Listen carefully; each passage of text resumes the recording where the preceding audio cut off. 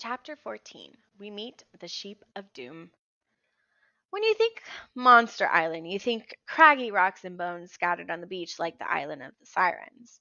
The Cyclops' Island was nothing like that. I mean, okay, it had a rope bridge across a chasm, which was not a good sight. You might as well put up a billboard that said, "Something evil lives here." But except for that, the place looked like a Caribbean postcard. It had green fields and tropical fruit trees and white beaches. As we sailed toward the shore, Annabeth breathed in the sweet air. "The fleece," she said. I nodded. I couldn't see the fleece yet, but I could feel its power. I could believe it would heal anything, even Talia's poison tree. "If we take it away, will the island die?" Annabeth shook her head. "It'll fade, go back to what it would be normally, whatever it is. Whatever that is." I felt a little bit guilty about ruining this paradise, but I reminded myself we had no choice. Camp Half-Blood was in trouble, and Tyson would still be with us if it wasn't for this quest. In the meadow at the base of the ravine, several dozen sheep were milling around. They looked peaceful enough, but they were huge, the size of hippos. Just past them was a path that led up into the hills. At the top of the path, near the edge of the canyon, was the massive oak tree I'd seen in my dreams. Something gold glittered in its branches. "This is too easy," I said. "We could just hike up there and get it? And take it?" Annabeth's eyes narrowed. "There's supposed to be a guardian, a dragon, or—" That's when a deer emerged from the bushes. It trotted into the meadow, probably looking for grass to eat, when the sheep all bleated at once and rushed the animal. It happened so fast that the deer stumbled and was lost in a sea of wool and trampling hooves. Grass and tufts of fur flew into the air. A second later, the sheep all moved away, back to their regular peaceful wandering. Where the deer had been was a pile of clean, white bones. Oh my gosh. Annabeth and I exchanged looks. "They're like piranhas," she said. "Piranhas with wool? How will we—" "Percy!" Annabeth gasped, grabbing my arm. "Look!" She pointed down the beach to just below the sheep meadow, where a small boat had been run aground, the other lifeboat from the CSS Birmingham. We decided there was no way we could get past the man-eating sheep. Annabeth wanted to sneak up the path invisibly and grab the fleece, but in the end I convinced her that something would go wrong. The sheep would smell her. Another guardian would appear. Something. And if that happened, I'd be too far away to help. Besides, our first job was to find Grover and whoever had come ashore in the lifeboat, assuming they'd gotten past the sheep. I was too nervous to say what I was secretly hoping, that Tyson might still be alive. We moored the Queen Anne's Revenge on the back side of the island, where the cliffs rose straight up a good 200 feet. I figured the ship was less likely to be seen there. The cliffs looked climbable, barely, about as difficult as a lava wall back at camp. At least it was free of sheep. I hope that Polyphemus did not also keep carnivorous mountain goats. We rowed a lifeboat to the edge of the rocks and made our way up very slowly. Annabeth went first because she was the better climber. We only came close to dying 6 or 7 times, which I thought was pretty good. Once I lost my grip and I found myself dangling by one hand from a ledge 50 feet above the rocky surf. But I found another handhold and kept climbing. A minute later, Annabeth hit a slippery patch of moss and her foot slipped. Fortunately, she found something else to put it against. Unfortunately, that something was my face. "Sorry," she murmured. "It's okay," I grunted, though I never really wanted to know what Annabeth's sneakers tasted like. Finally, when my fingers felt like molten lead and my arms' muscles were shaking from exhaustion, we hauled ourselves over the top of the cliff and collapsed. "Ugh," I said. "Ouch," moaned Annabeth. "Gar!" bellowed another voice. If I hadn't been so tired, I would have leaped another 200 feet. I whirred around, but couldn't see who'd spoken. Annabeth clamped her hand over my mouth. She pointed. The ledge where we were sitting on the ledge we were sitting on was narrower than I'd realized. It dropped off on the opposite side, and that's where the voice was coming from, right below us. "You're a feisty one," the deep voice bellowed. "Challenge me," Clarice's voice, no doubt about it. "Give me back my sword and I'll fight you," the monster roared with laughter. Annabeth and I crept to the edge. We were still above the entrance of the Cyclops' cave. Below us stood Polyphemus and Grover, still in his wedding dress. Clarice was tied up, hanging upside down over a pot of boiling water. I was half hoping to see Tyson down there too. Even if he'd been in danger, at least I would have known he was alive. But there was no sign of him. Polyphemus pondered. "Eat loudmouth girl now, or wait for wedding feast? What does my bride think?" He turned to Grover, who backed up and almost tripped over his completed bridal train. "Oh, I'm not hungry right now, dear. Perhaps—" "Did you say bride?" Clarice demanded. "Who, Grover?" Next to me, Annabeth muttered. "Shut up. She has to shut up." Polyphemus glowered. "What Grover?" "The satyr," Clarice yelped. "Oh!" Grover yelped. "The poor thing's brain is boiling from that hot water. Pull her down, dear." Polyphemus's eyelids narrowed over his baleful milky eye, as if he were trying to see Clarice more clearly. The Cyclops was an even more horrible sight than he had been in my dreams, partly because his rancid smell was now up close and personal, partly because he was dressed in his wedding outfit, a crude kilt and shoulder wrap stitched together from baby blue tuxedos, as if he'd skinned an as if he'd that's weird as if he'd skinned an entire wedding party. "What satyr?" asked Polyphemus. "Satyrs are good eating. You bring me a satyr?" "No, you big idiot," bellowed Clarice. "That's satyr Grover, the one in the wedding dress." I wanted to wring Clarice's neck, but it was too late. All I could do was watch as Polyphemus turned and ripped off Grover's wedding veil, revealing his curly hair, his scruffy adolescent beard, his tiny horns. Polyphemus breathed heavily, trying to contain his anger. "I don't see very well," he growled. "Not since many years ago when the other hero stabbed me in the eye. But you're no Lady Cyclops." The Cyclops grabbed Grover's dress and tore it away. Underneath, the old Grover reappeared in his jeans and t-shirt. He yelped and ducked as the monster swiped over his head. "Stop!" Grover pleaded. "Don't eat me raw. I have a good recipe." I reached for my sword, but Annabeth hissed. "Wait!" Polyphemus was hesitating, a boulder in his hand, ready to smash his would-be bride. "Recipe?" he asked Grover. "Oh, yes! You don't want to eat me raw. You'll get E. coli and botulism and all sorts of horrible things. I'll taste much better grilled over a slow fire with a mango chutney. You could go get some mangoes right now down there in the woods. I'll just wait here." The monster pondered this. My heart hammered against my ribs. I figured I'd die if I charged, but I couldn't let the monster kill Grover. "Grilled satyr with mango chutney," Polyphemus mused. He looked back at Clarice, still hanging over the pot of boiling water. "You a satyr too?" "No, you overgrown pile of dung," she yelled. "I'm a girl, the daughter of Ares. Now untie me so I can rip your arms off." "Rip my arms off," Polyphemus repeated, "and then stuff them down your throat. You got spunk. Let me down." Polyphemus snatched up Grover as if he were a wayward puppy. "Have to graze sheep now. Wedding postponed until tonight.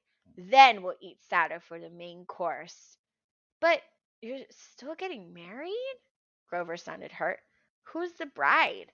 Polyphemus looked toward the bowling point. Clarice made a strangled sound. "Oh, no! You can't be serious. I'm not—" Before Annabeth or I could do anything, Polyphemus plucked her off the rope like she was a ripe apple and tossed her and Grover deep into the cave. Make yourself comfortable. I come back at sundown for big event. Then the Cyclops whistled, and a mixed flock of goats and sheep, smaller than the man-eaters, floated out of the cave and past their master. As they went to pasture, Polyphemus patted some on the back and called them by name: Beltbuster, Tammany, Lockhart, etc. When the last sheep had waddled out, Polyphemus rolled a boulder in front of the doorway, as easily as I would close a refrigerator door, shutting off the sound of Clarice and Grover screaming inside. Mangoes, Polyphemus grumbled to himself. What are mangoes? He strolled off down this mountain in his baby blue groom's outfit, leaving us alone with a pot of boiling water and a 6-ton boulder. We tried for what seemed like hours, but it was no good. The boulder wouldn't move. We yelled into the cracks, tapped on the rock, did everything we could think of to get a signal to Grover. But if he heard us, we couldn't tell. Even if by some miracle we managed to kill Polyphemus, it wouldn't do us any good. Grover and Clarice would die inside the sealed cave. The only way to move the rock was to have the Cyclops do it. In total frustration, I stabbed Riptide against the boulder. Sparks flew, but nothing else happened. A large rock is not the kind of enemy you can fight with a magic sword. Annabeth and I sat on the ridge in despair and watched the distant baby blue shape of the Cyclops as he moved among his flocks. He had wisely divided his regular animals from his man-eating sheep, putting each group on either side of the huge crevice that divided the island. The only way across was the rope bridge, and the planks were much too far apart for sheep hooves. We watched as Polyphemus visited his carnivorous flock on the far side. Unfortunately, they didn't eat him. In fact, they didn't seem to bother him at all. He fed them chunks of mystery meat from a great wicker basket, which only reinforced the feelings I'd been having since Circe turned me into a guinea pig. And maybe it was time I joined Grover and became a vegetarian. Trickery, Annabeth decided. We can't beat him by force, so we'll have to use trickery. Okay, I said. What trick? I haven't figured that part out yet. Great. Polyphemus will have to move the rock to let the sheep inside. At sunset, I said, which is when he'll marry Clarice and have Grover for dinner. I'm not sure which is grosser. I could get inside, she said, invisibly. What about me? The sheep, Annabeth mused. She gave me one of those sly looks that always made me wary. How much do you like sheep? Just don't let go, Annabeth said, standing invisibly somewhere off to my right. That was easy for her to say. She wasn't hanging upside down from the belly of a sheep. Now, I'll admit, it wasn't as hard as I thought. I crawled under a car before to change my mom's oil, and this wasn't too different. The sheep didn't care. Even the Cyclops, the smallest sheep, were big enough to support my weight, and they had thick wool. I just twirled the stuff into handles for my hands, hooked my feet against the sheep's thigh bone, and presto! I felt like a baby wallaby riding around against a sheep's chest, trying to keep the wool out of my mouth and my nose. In case you're wondering, the underside of a sheep doesn't smell that great. Imagine a winter sweater that's been dragged through the mud and left in the laundry hamper for a week. Something like that. The sun was going down. No sooner was I in position than the Cyclops roared, Oi, goaties, sheepies! The flock dutifully began trudging back up the slopes toward the cave. This is it, Annabeth whispered. I'll be close by, don't worry. I made a silent promise to the gods that if we survived this, I'd tell Annabeth she was a genius. The frightening thing was, I knew the gods would hold me to it. My sheep taxi started plodding up the hill. After 100 yards, my hands and feet started to hurt from holding on. I gripped the sheep's wool more tightly, and the animal made a grumbling sound. I didn't blame it. I wouldn't want anybody rock climbing in my hair either. But if I didn't hold on, I was sure I'd fall off right there in front of the monster. Hassenpfeffer, the Cyclops said, patting one of the sheep in front of me.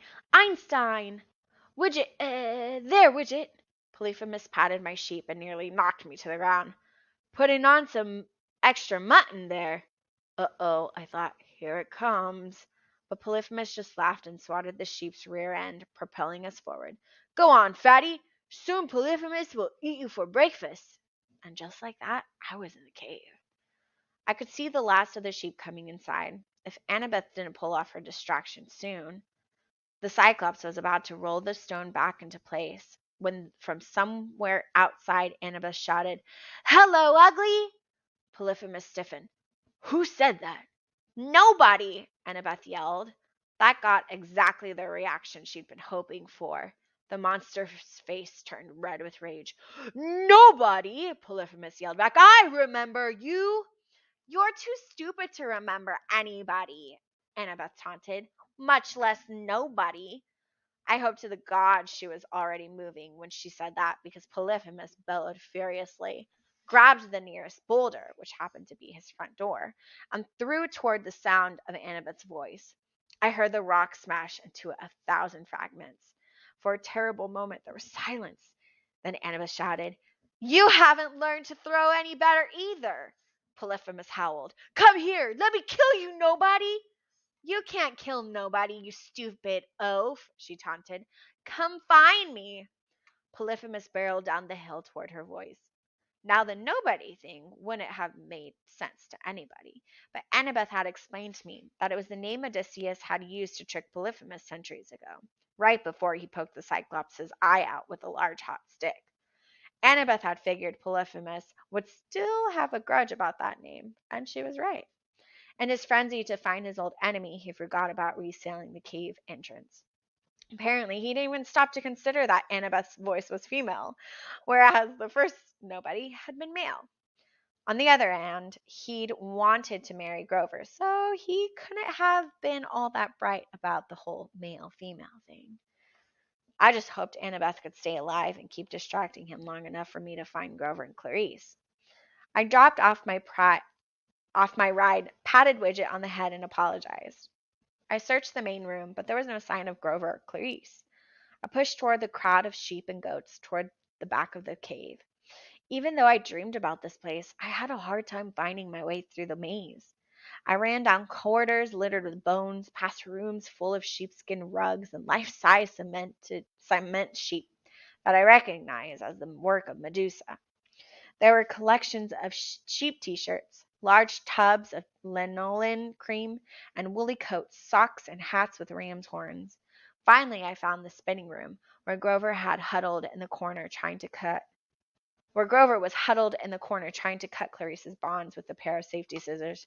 It's no good, Clarice said. This rope is like iron. Just a few more minutes. Grover, she cried, exasperated. You've been working at it for hours. And then they saw me. Percy? Clarice said. You're supposed to be blown up. Good to see you too. Now hold still while I... Percy! Grover bleated and tackled me with a goat head. You heard me! You came! Yeah, buddy, I said. Of course I came. Where's Annabeth? Outside, I said. But there's no time to talk. Clarice, hold still. I uncapped Riptide and sliced off her ropes. She stood stiffly, rubbing her wrists. She glared at me for a moment, then looked at the ground and mumbled, Thanks. You're welcome, I said. Now, was anyone else on board your lifeboat? Clarice looked surprised. No, just me. Everybody else aboard the Birmingham. Well, I didn't even know you guys made it out. I looked down, trying not to believe that my last hope of seeing Tyson alive had just been crushed. Okay, come on then. We have to help. An explosion echoed through the cave, followed by a scream that told me we might be too late. It was Annabeth, crying out of fear.